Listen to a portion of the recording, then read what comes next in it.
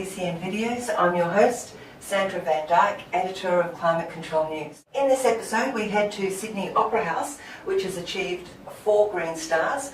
Quite an achievement considering it's a heritage listed building. A number of highlights on our tour. We see the seawater cooling plant, which it's worth noting that the chillers were updated in the 90s, but you will see the original heat exchangers.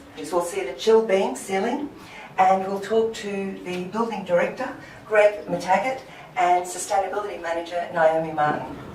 There's a lot of different types of systems within the Opera House. I suppose our central plant is fairly unique for its time in that it runs off the seawater for its heat rejection, so the waste heat coming out of the chillers is run through a heat exchanger, mixes with the cool water, or separated from the cool water, but then transferring the heat, and then that runs through the system back out into the harbour.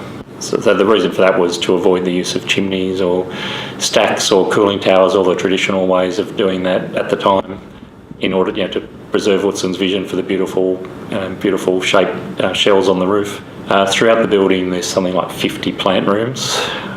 We have different types of systems throughout different parts of the building. So we're in the drama theatre. This building has a very early form of a chilled beam ceiling. So it's really a metal duct. We circulate cool air through there. The warm air in the theatre will rise up, interface with that cool air, and then be cooled and then drop down. So we don't actually pump cooled air into this venue. Throughout the building we have around about 50 plant rooms, so from the main plant room with the chillers to others dispersed throughout the building. Well, the Green Star itself is a system that is worked out against nine set criteria. So through that, some of the things I think that scored us points was our management systems, the way we go about our cleaning, so environmentally friendly cleaning techniques, for example, using olive oil to clean the bronze work around the doors and the windows and any sort of louvers, that type of thing.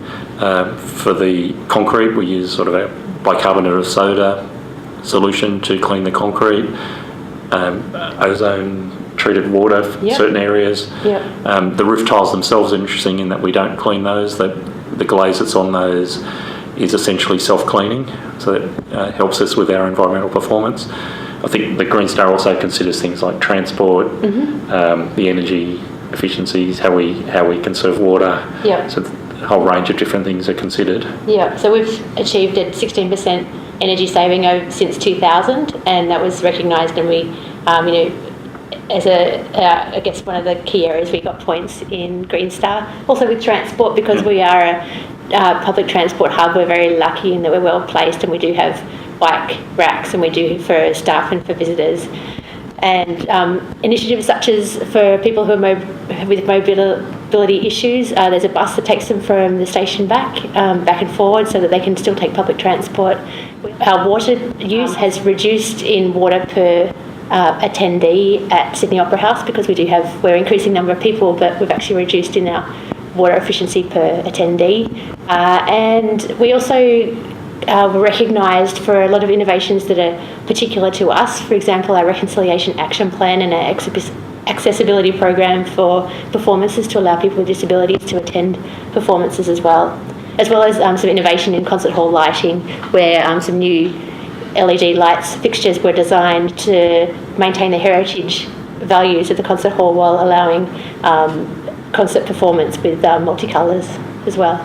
Well, from woe to go, from when we started talking about doing it to when we actually did it, we actually completed it, was probably about 3 years. I think the reason for that is one of the challenges is that it does need to be resourced, because there's a lot of pulling of information together. Even though this is essentially our benchmark or baseline, it's recording what we already did. We didn't necessarily improve just for the Green Star performance. But you still had to pull all the information together. So that was the challenge, is just having that resource and spending the time to get it all together. So that would be a tip for anyone doing it, is to make sure you resource it properly. I think the other challenge is finding the right sort of accreditation system. A lot of the systems out there are designed for either houses or high-rise buildings, offices, that type of thing. So finding something like the Green Star performance system for a unique building like the Opera House was important for us. The first one is have a plan. So in 2010, Naomi championed our first environmental sustainability plan. So it's really important that you've got the plan. You can't just go in on an ad hoc basis and expect to be able to achieve the right outcomes. Sure. Second thing is, I think, have a dedicated person if you could afford it. So bringing on Naomi as our dedicated sustainability manager was a really, really huge part of the wins that we've had with environmental improvements. Thirdly, I'd recommend that people do try to get themselves benchmarked to get some type of rating system. So for us, it was the GBCA performance system.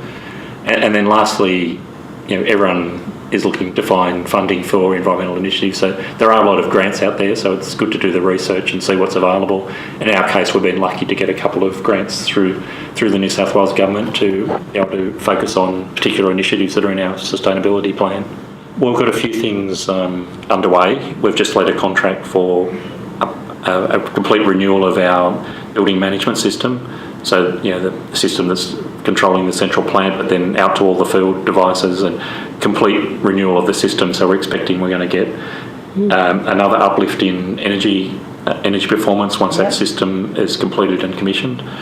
And currently we're looking at the strategy for the replacement of the chillers in the main plant room. So sometime in the next couple of years, we'd be looking to replace those chillers, which are around 20 years old. Mm-hmm. It'll probably take us about 18 months because we've got to do our preparation properly before we start rolling it out through the building. And it is quite a big and complicated building, so it's not something that we want to rush. Measuring 6.4 metres long by 3 metres wide and over 1.8 metres high, the model is made of clear and coloured plastic, an unusual cutting-edge material for models for that time. The model highlights the ducting and coloured acrylic and all the rooms, theatres, stages, corridors, green rooms and plant rooms in clear acrylic. Thus, the engineers, without the benefit of modern techniques, could visualise the duct layout and transfer that to the actual building.